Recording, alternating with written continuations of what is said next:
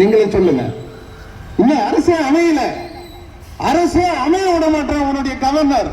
இன்னைக்கு 7 மணிக்கு விஜய் சந்திக்கணும். திருமாவளவன், விடுதலை சிறுத்தைகள், இடதுசாரி கட்சிகள், அவங்களுடைய எம்எல்ஏக்கள் எல்லாரும் தாவேக்கா உள்ளிட்டவங்க பூரா இன்னைக்கு 7 மணிக்கு இவரை சந்திக்கணும், கவர்னர் சந்திக்கணும். கவர்னர் வந்து கேரளா போட்டார் போல இருக்கு. யார் போய் சொல்லுது?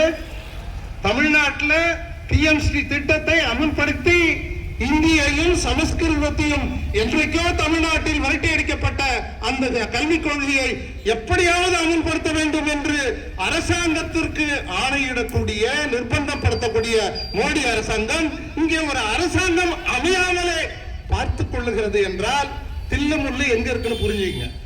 அப்படி ஒரு அக்கறையா தமிழ்நாட்டு மேல நீங்க நினைச்சு பாருங்க.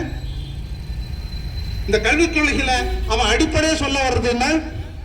மும்மொழி கொள்கை. நாம ஏற்கனவே தமிழ்நாட்டில் தம்பி சொன்ன மாதிரி பல்வேறு உயிர் தியாகம் பண்ணி இந்திய எதிர்ப்பு, இந்திய ஆதிக்கத்துக்கு எதிரான பல்வேறு போராட்டங்களை நடத்தி வரலாறு கண்ட தமிழ் மண்.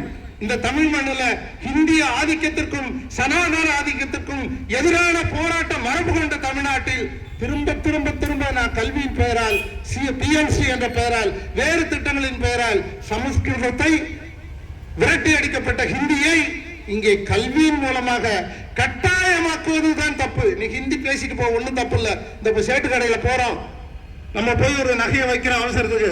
சேட்டு வந்து இன்னொரு சேட்டுக்கிட்ட ஹிந்தியில தான் பேசுவாரு, தமிழ்ல பேச மாட்டாரு. அவர் சுரண்டுறதுக்கும் கொள்ளையடிக்கிறதுக்கும் அவங்க மொழியில் தான் பேசிக்கிறாங்க. சேட்டு கடையில் வேலை செய்யறவருக்கு கூட கொஞ்சம் கொஞ்சம் ஹிந்தி தெரிஞ்சிடும். டீ வாங்கிட்டு வா, காப்பி வாங்கிட்டு வா, இந்த ரசீதியை போட்டுட்டு போ அப்படின்னு சொன்னா சின்ன சின்ன வார்த்தைகள்லாம் ஹிந்தி தெரிஞ்சிடும். இது வந்து நடைமுறையில தெரியுது.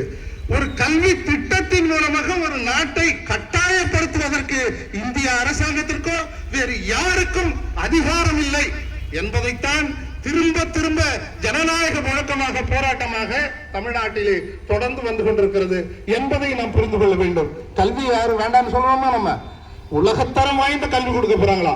யார் யார் வேண்டாம்னது? நாங்க வேண்டாம்மா. கட்சி தொடங்கின காலத்தில இருந்து, அது திகாவா இருக்கட்டும், கம்யூனிஸ்டுகளா இருக்கட்டும், பசித்த வயிறுக்கு சோறு, வயிற்றுக்கு சோறிடல் வேண்டும் சொன்ன பாரதி. உணவு, தங்குமிடம், வீடு, ஓய்வு, அறிவுக்கு கல்வி, நோய்க்கு மருத்துவம், இது அடிப்படை உரிமை என்று சொல்லி அறிவுக்கு கல்வி கொடு, கல்வி கொடுன்னு கேட்டுக்கிட்டு இருக்கோம். தாய்மொழி கல்வி கொடு. ஆனாவில் இருந்து அக்கண்ணா வரை, ஆரம்ப பள்ளியில் இருந்து ஆராய்ச்சி கல்வி வரை தமிழ் மொழியில், தாய்மொழியில் கல்வியை கொடு, உயர்தரமான கல்வியை கொடு, அனைத்து மக்களுக்கும் அதை இலவசமாக கொடு அப்படின்னு கேட்டுக்கிட்டு இருக்கோம். கட்டணம் இல்லாமல் கொடுன்னு கேட்டுக்கிட்டு இருக்கோம். எப்போல இருந்து கேட்டுக்கிட்டு இருக்கோம்? எதுக்காகலாம் போராடிக்கிட்டு இருக்கோம்? இப்ப என்ன புதுசா பிஎம்சி? எப்படியா சமஸ்கிருதத்தை உள்ள நுழைக்கணும்.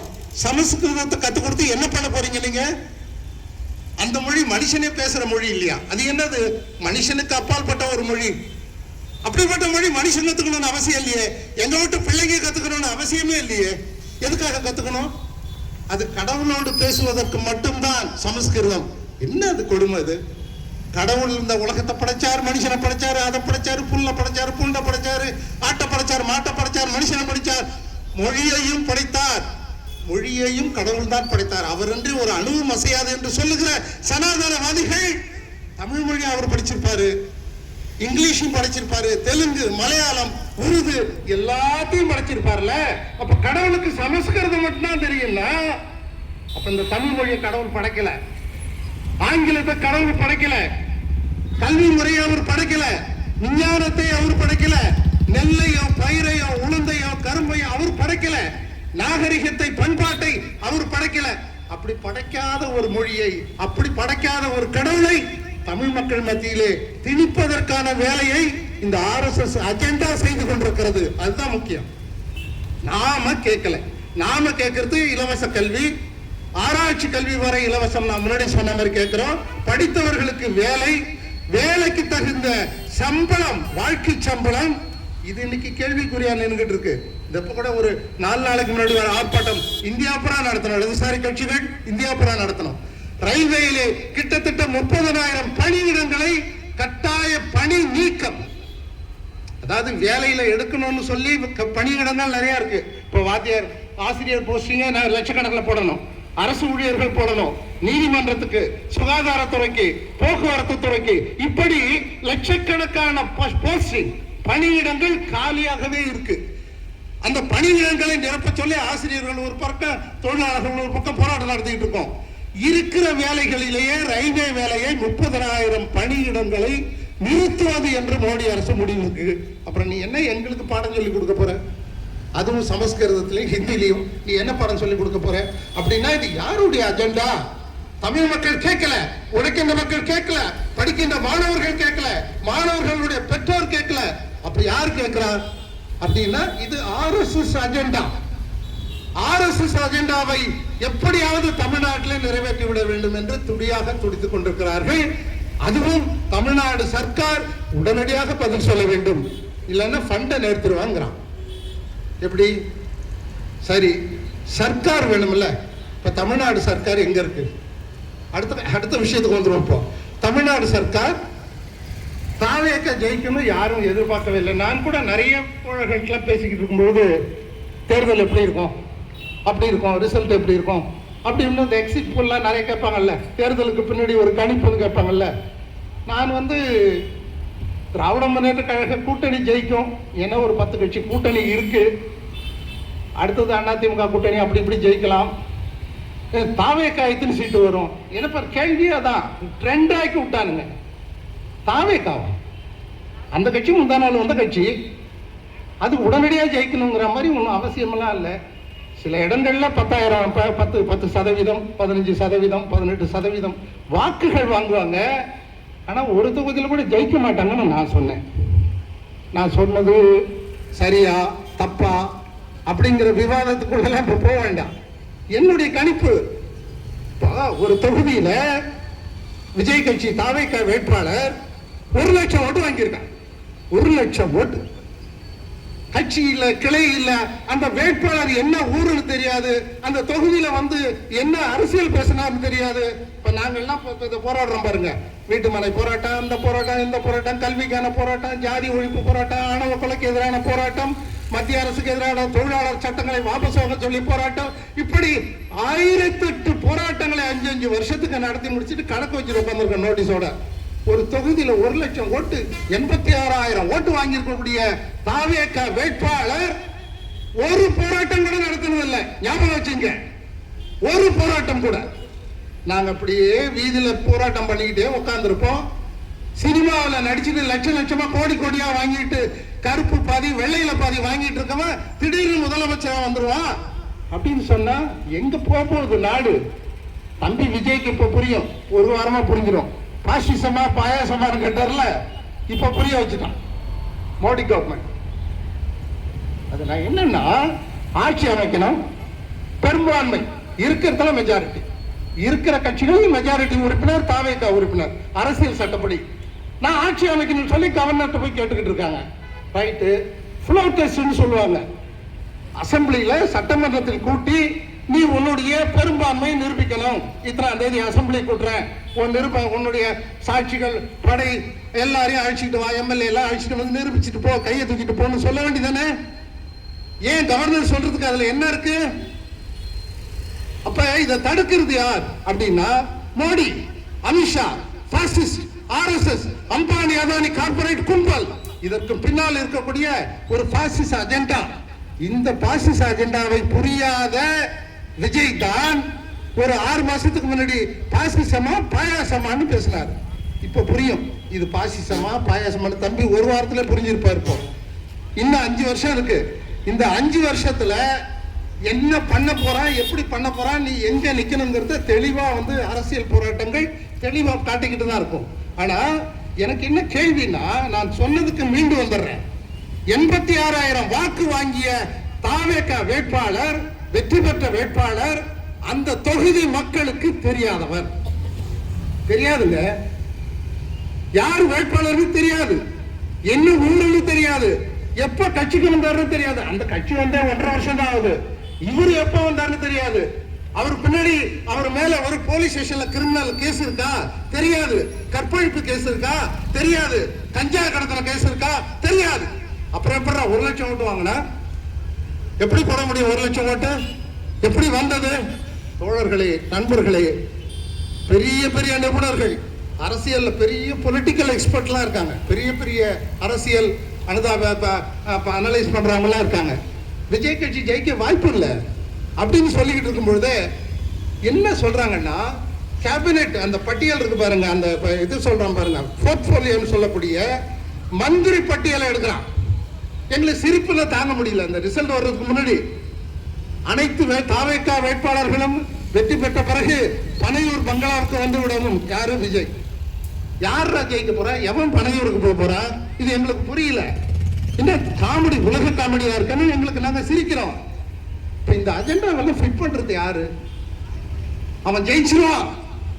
நான் ஒரு சீட்டு கூட வராதுன்னு சொல்றேன். என்னை போல இன்னும் அரசியல் தெரிஞ்சவர்கள், என்னை விட தமிழக வரலாற்றை நல்ல துல்லியமாக ஆய்வு செய்த மிகப்பெரிய பத்திரிகையாளர்கள் கூட தாவேகா வந்து ஒரு சீட்டு 2 சீட்டு ஜெயிக்கலாம். மற்றபடி அவங்க ஒன்றும் பெரிய அளவுக்குலாம் வாய்ப்பு இல்லை. அதுக்கு இன்னும் கொஞ்சம் காலம் இருக்கு. அப்படிதான் சொல்லிக்கிட்டு இருந்தாங்க.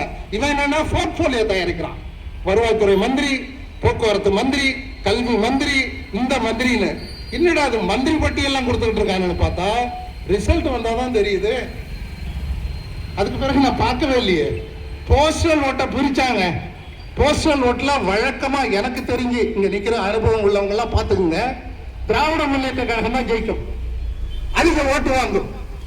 ஏன்னா அது அந்த காலத்துல கலைஞர் கருணாநிதி காலத்துல இருந்தே அரசு ஊழியர்களை கொஞ்சம் செல்ல பிள்ளையாக பார்த்துக் கொள்ளுவார். இது வந்து ஒரு அரசியல் ரீதியான மரபு. போஸ்டல் ஓட்டு வந்ததுன்னா, நகரத்து ஓட்டு வந்ததுன்னா கிட்டத்தட்ட திமுக ஜெயிக்கும், முன்னணியில இருக்கும். அந்த முன்னணி பட்டியலில் வெற்றி வாய்ப்பு முன்னிலை அப்படின்னு ஒடியாரும். போஸ்டல் ஓட்டை பிரிக்கிறான், தாவேகா முன்னிலை வருது. ஆகா, ஏதோ நடந்து போச்சு. நான் இப்பெல்லாம் பஸ்ல போயிட்டு இருக்கேன், டிவியை கூட பார்க்கல. பக்கத்து சீட்டுக்கார்ட்ட கேட்கிறேன், அட என்ன தலையெழுத்துங்க, நீங்க போராடுறீங்க, அவங்க போராடுறாங்க, எவனா வந்துகிட்டு இருக்கிறாங்க, போஸ்டல் ஓட்லயே விஜய் கட்சிக்காரன் வந்துகிட்டு இருக்காங்க. இது என்னங்க உலக கொடுமையா இருக்குன்னு என் பக்கத்துல உட்காந்துருக்கவர், அவர் யாருன்னே தெரியல. அவர் என்கிட்ட புலம்புறாரு, நான் யாருக்கிட்ட புலம்புறதுன்னு தெரியல. என்ன நடக்குது அப்படின்னு பார்த்தா கதை வேற மாதிரி போயிடுச்சு. உண்மையிலேயே திராவிட முன்னேற்ற கழக 5 வருட ஆட்சி மிக சிறப்பான ஆட்சி, பொற்கால ஆட்சி, தொழிலாளர்கள், விவசாயிகள், தலித்துக்கள், போராடும் மக்களுக்காக இருந்த ஆட்சி, உரிமையை கொடுத்த ஆட்சி. அப்படிலாம் நான் சொல்லவே மாட்டேன். அதுக்கு எதிரான போராட்டங்களை, ஏகப்பட்ட போராட்டங்களை நடத்திருக்கோம். இதே இடத்துல நடத்திருக்கோம், தமிழ்நாடு பூரா நடத்திருக்கோம். தூய்மை பணியாளர் போராட்டத்தை 4 மாதம் அடக்குமுறை சர்வாதிகார ஆட்சி நடத்தினார் ஸ்டாலின். நான் இல்லைன்னு சொல்ல முடியாது. ஆனால் மோடியினுடைய டீலிமிட்டேஷன் சட்டம் வருதுல்ல, பாராளுமன்ற உறுப்பினர்களை அதிகப்படுத்துவதுன்னு, அப்ப தமிழ்நாட்டில இருந்து முதல் குரல் போகுது, ஸ்டாலின் மூலமா தான் போகுது. அப்ப உழைக்கின்ற மக்கள், அடித்தட்டு மக்களுடைய போராட்டங்களை ஒடுக்கினார். போக்குவரத்து தொழிலாளர்களுடைய சம்பளத்தை கொடுக்கல, சிவிலியர்களை கன்ஃபார்ம் பண்றது, பணி நிரந்தரம் செய்வது என்ற தேர்தல் வாக்குறுதியை நிறைவேற்ற சொல்லி போராட்டம், லத்தி சார்ஜ். ஊனமற்ற மக்கள், ஊனமற்றவர்கள், கண் தெரியாதவங்கலாம் போய் போராடுறான் கோட்டைக்கு. எதுக்கு? எங்களுக்கு ஒரு வாரியம் போட்டு எங்களுக்கு ஒரு வாழ்க்கை நிவாரணம் ஏதாவது கொடுங்க அப்படின்னு கேட்டா அவங்க மேல லத்தி சார்ஜ். யார் யார் மேல லத்தி சார்ஜ் நடந்தது நமக்கு தெரியும். ஸ்டாலின் மிக அப்பழுக்கற்ற ஒரு ஆட்சியை நடத்தினார் அப்படின்லாம் சொல்ல முடியாது. ஆனால் இந்தியாவில் மிக பயங்கரமாக பெயராட்டம் போடக்கூடிய மோடியினுடைய பாசிச கொள்கைகளுக்கு, சனாதன கொள்கைகளுக்கு எதிராக ஒரு நம்பிக்கையான பாராளுமன்ற சட்டமன்றம் தமிழ்நாடு சட்டமன்றம். அங்கே பினராயி விஜயன் கேரளாவிலே, மேற்கு வங்காளத்திலே அந்த பானர்ஜி, மம்தா பானர்ஜி, குறிப்பிட்டு 3 பேர் சொல்ல முடியும். வேற எங்கேயும் இல்ல. பீகார்ல அதுக்கு இருந்த மாதிரிலாம் இல்ல. அது வீதி மக்கள் போராட்டம் தான். தேர்ந்தெடுக்கப்பட்ட சட்டமன்றத்தில் பாசிசத்துக்கு எதிராக, சனாதனத்துக்கு எதிராக, மோடியினுடைய பல்வேறு பிற்போக்கு கொள்கைகளுக்கு எதிராக ஒரு தீர்மானத்தை போட்டு ரிட்டர்ன் திருப்பி அனுப்புகிற வாய்ப்பு நமக்கு இருந்தது தமிழ்நாட்டில். அந்த வாய்ப்புகளை இந்த தேர்தல் அடிச்சான் பாருங்க. பினராயி விஜயன் அவுட்டு, முடிஞ்சு போச்சு. அந்த காங்கிரஸ்காரன் அங்க ஒரு பைத்தியக்காரன் அந்த நாட்டில், கேரளாவில் இந்தியா கூட்டணிமா, அப்புறம் பிரிச்சுக்குமா, அப்புறம் போய்க்குமா, வந்துக்குமா. அங்கே ஒரு நான் இந்த தொழிலாளர் சிஏஏ சட்டத்தை, குடியுரிமை சட்டத்தை, ஜனநாயக விரோத சட்டத்தை எல்லாம் கேரளாவிலே அமல்படுத்த முடியாது என்று திருப்பி சொன்ன மாவீரன் பினராயி விஜயன். ஆட்சி தோற்கெடுக்கப்பட்டிருக்கு. பிஜேபிக்கு இது லாபம். அதை தான் அவன் திட்டமிட்டான். மம்தா பானர்ஜி எக்காரணத்து கொண்டும் வங்கத்து மண்ணில் பாசிசத்தை, பிஜேபியை அண்ட வர மாட்டேன் என்று சபதம் சொல்லிக் கொண்டிருந்த மம்தா பானர்ஜி போச்சு, முடிஞ்சு போச்சு. அவங்க தேர்தலில் மிகப்பெரிய தில்லுமுல்லுன்னு சொல்லி சண்டை போட்டுக்கிட்டே கிடக்குறாங்க. தமிழ்நாட்டில இருந்து போன ஸ்டாலின் தலைமையிலான திராவிட முன்னேற்ற கழக ஆட்சி முடிஞ்சு போச்சு, சரியா போச்சு. அப்படின்னா அவங்களுடைய அஜெண்டா என்ன? தமிழ்நாட்டுல நாம நுழைய முடியல, நுழையறதுக்கு வாய்ப்பே இல்லை, மற்ற நாடுகள் மாதிரி இல்லை. ஆனால் தமிழக அரசாங்கத்தை ஆளுகிற திராவிட முன்னேற்ற கழகத்தை ஆட்சி அதிகாரத்தில் இருந்து எடுத்து விட வேண்டும். அதுக்கான அஜெண்டாவை கொஞ்சம் கொஞ்சமா நகர்த்தி அவன் டெக்னிக்க பாருங்க. இப்ப என்ன கேட்பான் பிஜேபி காரன்னா, விஜய்க்கு தேர்தல்ல இவிஎம் மிஷின், ஓட்டு போடுற மிஷின்ல தில்லுமுள்ளு பண்ணி கண்ணா பின்னாடி ஜெயிக்க வச்சுட்டாங்க, இதுதான் 100 பேரை தாண்டி ஜெயிச்சதுக்கு காரணம் அப்படின்னு எல்லாம் பெரிய நிபுணர்கள்லாம் சொல்லிக்கிட்டு இருக்கான். இப்ப பிஜேபி காரன் என்ன கேட்பான்னா, அப்ப எங்க கட்சியில வேட்பாளர்கள் 28 பேர் இருந்தாங்களே, 27 பேர் தோத்து போயிட்டாங்களே, 26 பிஜேபி காரன் தோத்து போயிட்டானே, அவெல்லாம் ஒரு மண்ணு, தேவையே கிடையாது மோடிக்கும் அமித்ஷாவுக்கும். பிஜேபி காரன் தோத்து போறதை பத்தி கவலை இல்ல, தந்திரமாக ஸ்டாலினை காலி பண்ணணும், திராவிட முன்னேற்ற கழக ஆட்சியை காலி பண்ணணும். அவன் எங்க இருக்கான் பாருங்க, குறி கரெக்டா காய தெளிவா நகர்த்துறாங்க பாசிஸ்ட். நம்ம சந்தேகமே பட முடியாது.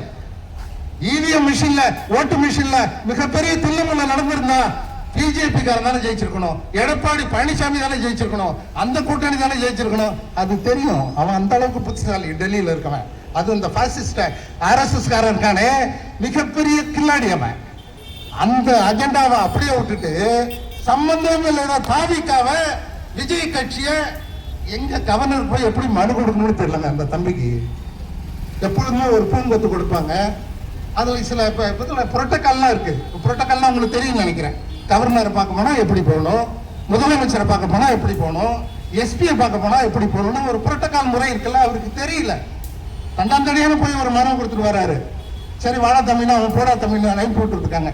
அரசியலை சுத்தமா தெரியல, தெரியாத ஒரு கட்சி 100 பேருக்கு மேல ஜெயிக்கிற அந்த வேட்பாளர்களை கொஞ்சம் நிறுத்தி பாருங்க.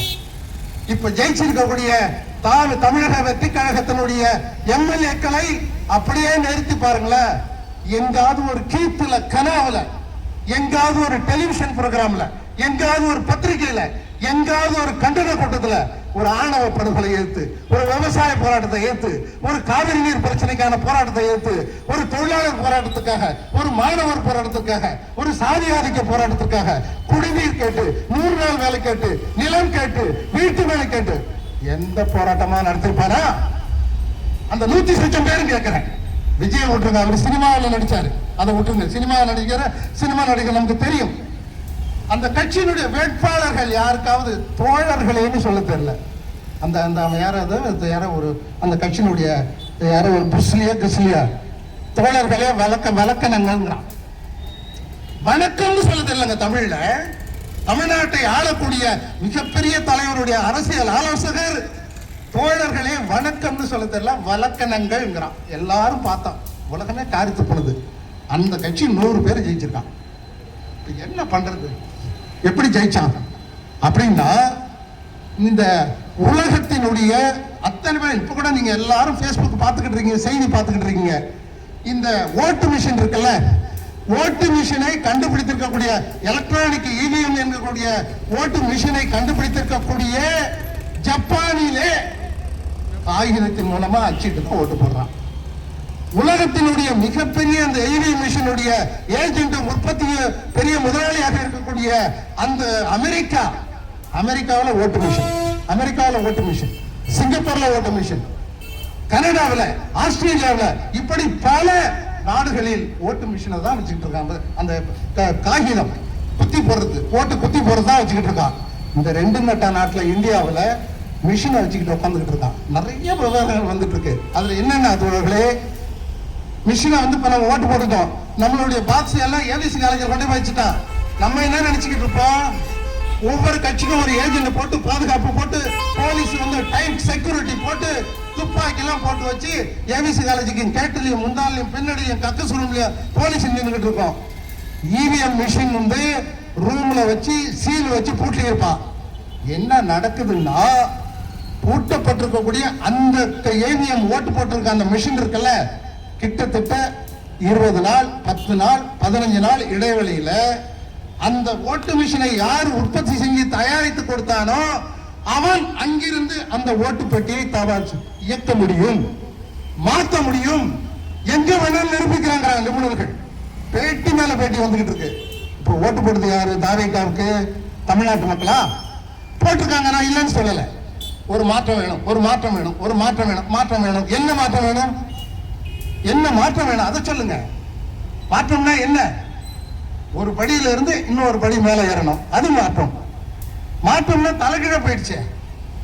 அப்ப இது மாதிரி ஓட்டு மெஷினை பிஜேபி இருக்கின்ற வரை கட்சிகள், நாம எந்த கட்சியிலுமே விடக்கூடாது. தயவு செஞ்சு சொல்றேன், இப்ப நம்ம நடத்துற போராட்டங்கள், கோரிக்கைகள், இந்த பிஎம்சி திட்டத்துக்கு எதிராக போராடக்கூடிய இதே நேரத்தில் இனி இந்தியா புறாவும் ஜனநாயகத்தை காப்பாற்ற வேண்டும். அடிப்படை உழைக்கின்ற மக்களுடைய ஜனநாயக கடமையை சரியாக செய்ய வேண்டும் என்று சொன்னால் இவிஎம் என்று சொல்லக்கூடிய வாக்கு எந்திரத்தின் மூலமாக தேர்தல் நடத்தக்கூடாது என்ற ஒன்றுபட்ட போராட்டத்தை அனைத்து கட்சிகளும் எடுக்க வேண்டும். திமுக, அண்ணா திமுக, காங்கிரஸ், கம்யூனிஸ்ட், விடுதலை சிறுத்தை, அந்த கட்சி, இந்த கட்சி, பாட்டாளி எல்லாம் வித்தியாசமே பார்க்காமல் நாம் அதை எடுக்கணும். ஏனென்றால் ஓட்டு போட்டது நமக்கு அதான் தெளிவா சொல்றாங்க. அதாவது 2000 ஒரு தொகுதியில ஒரு ஓட்டு பெட்டி எடுக்கிறான். தாவேக்காவுக்கு ஒரு சுத்து, அது 14 டேபிள்ல சொல்லுவாங்க, 22 ரவுண்டு. நீங்க வாக்கு எண்ணிக்கை போனவங்களுக்கு தெரிஞ்சிருக்கும். அந்த 22 ரவுண்ட்லயும் 2000 ஓட்டு. 2000 ஓட்டு யாருக்கு? விஜய் கட்சிக்கு, தாவேக்காவுக்கு ஒரு தொகுதியில 2000 ஓட்டு. அடுத்தது 2000 ஓட்டு, அடுத்தது 2000 ஓட்டு. எப்படி 2000 மாதிரி ஆல்ரெடி ஃபிக்ஸட். இது ஏற்கனவே முடிவு பண்ணப்பட்டது, தீர்மானிக்கப்பட்டது. மிஷின்ல இருந்து மிஷின்ல வேலை செய்யறான். நம்ம ஓட்டு போடுறது பூரா எங்கன்னு தெரியல. இப்ப என்ன செய்யலாம்னா, நாம் வாக்களிக்கும் பொழுது அந்த விவி பேட்டை என்னன்னு சொல்லக்கூடிய அந்த மிஷின்ல வந்து நம்ம சூரியன்ல குத்தினா சூரியன் அப்படி டப்புன்னு ஒரு மிஷின் நமக்கு தெரியும், கண்ணுக்கு தான் தெரியும். அந்த பேப்பர் வந்து அதுல இருக்கும். இப்ப சொல்ற நிபுணர்கள் என்ன சொல்றாங்கன்னா, அந்த பேப்பரை எடுத்து மறுபடியும் என்ன சொல்லணும், என்ன வித்தியாசம் வருதுன்னு பார்க்கணும். அப்ப தில்லுமுள்ளு எங்க திருட்டுத்தனம் நடந்திருக்குன்னு கண்டுபிடிக்கணும். இதுதான் ஜனநாயக முறை. இது இல்லாமல் வேறு வழிகளிலே நாம் முயற்சிப்பது, கடந்து கரடியா கத்துறது, ஒரு மாசமா அலையிறது அப்படிங்கறதெல்லாம் பிஜேபி ஆட்சியில் இருக்கிற வரை, இந்த இவிஎம் மிஷின் வாக்கு இயந்திரம் இருக்கின்ற வரை ஜனநாயகம் கிடையாது என்று பெரிய பெரிய நிபுணர்கள் எல்லாம் சொல்லும் பொழுது, இந்த நாட்டில் நாம் செய்ய வேண்டியது ஜனநாயகத்தை காப்பாற்ற வேண்டும், மோடி அரசாங்கத்தை வீழ்த்த வேண்டும். இப்ப திரும்ப வந்துருச்சு, தம்பி விஜய்க்கு வேற வழி இல்ல, திரும்ப அனுப்புறான். திரும்ப கவர்னர் வந்து இப்ப கூட கேரளாவுக்கு போயிட்டான்னு சொல்றாங்க. சரி, நீ எப்படி வேணாலும் இருந்துட்டு போ, அது வேற விஷயம். கம்யூனிஸ்ட் கட்சி 2 கட்சி ஆதரவு தெரிவிச்சிருக்கு, விடுதலை சிறுத்தைகளும் ஆதரவு தெரிவிக்கிறாங்க. கிட்டத்தட்ட 118க்கு வந்து போச்சு. இப்ப உடனடியா ஆட்சி அமைக்கணும். இந்த ஆட்சியை அமைக்க விடாமல் என்னென்னலாம் பண்ணலாங்கிற தில்லுமுல்ல அவன் போட்ட அஜெண்டாவை தாண்டி போயிட்டு இருக்கிறதுனால கவர்னரை பட்டு ஏற்கனவே ரவின்னு ஒருத்தான் தான் பாருங்க, திமுக ஆட்சிக்கு ஒவ்வொன்றுக்கும் கட்டை போட்டுக்கிறாங்க பாருங்க. அதே போல தொடக்கத்திலேயே ஒரு கவர்னரை வைத்து பிஜேபி தன்னுடைய சூழ்ச்சிகரமான நரித்தந்திரமான வேலைகளை செய்து கொண்டிருக்கிறார்கள் என்றால் ஒரே ஒரு விஷயம், துறையிலே தலைவனை தேடக்கூடாது. இது தொடர்ந்து சொல்லிக்கிட்டு இருக்கோம். தம்பி பெரியார் செல்வமோ எங்களுடைய மார்க்சிஸ்ட் லெனினிஸ்ட் கட்சியோ தொடங்கிய காலத்தில் இருந்து எண்ணற்ற தோழர்களை நிலப்போராட்டம், கூலி போராட்டம், விவசாய போராட்டம் என்று சொல்லி உயிர் தியாகம் பண்ணிய இந்த கட்சி இன்னமும் ரோட்ல போராடிக்கிட்டே இருக்கும். சினிமாவில் வந்து பவுடர் பூசிக்கிட்டு கோடி கோடியா சம்பளம் வாங்கிட்டு சொகுசு வாழ்க்கை வாழ்ந்தவன் முதலமைச்சர் வருவான், நாட்டை ஆளுவான் என்றால் இந்த நாட்டை பாதுகாக்க போவது யார்? என்ன பண்ண போறோம்? ஆகவே சினிமா நடிகனை, அரசியலுக்கு நான் வரக்கூடாதுன்னு சொல்லல, சினிமா நடிகர் பார்க்கலாம், ரசிக்கலாம், கைத்தடலாம், விசில் அடிக்கலாம், அதோடு சரி, முடிஞ்சு போச்சு. நீங்க பாலாபிஷேகம் பண்ணிட்டு போங்க. ஆனா சினிமாவிலே கைத்தட்டிய அவனையே ஜெயிச்சார்ஜ் கோட்டையிலே தமிழ்நாடு சட்டசபையிலே ஆள விடுவோம் என்றால் இங்கதான் கேள்வி இருக்கு.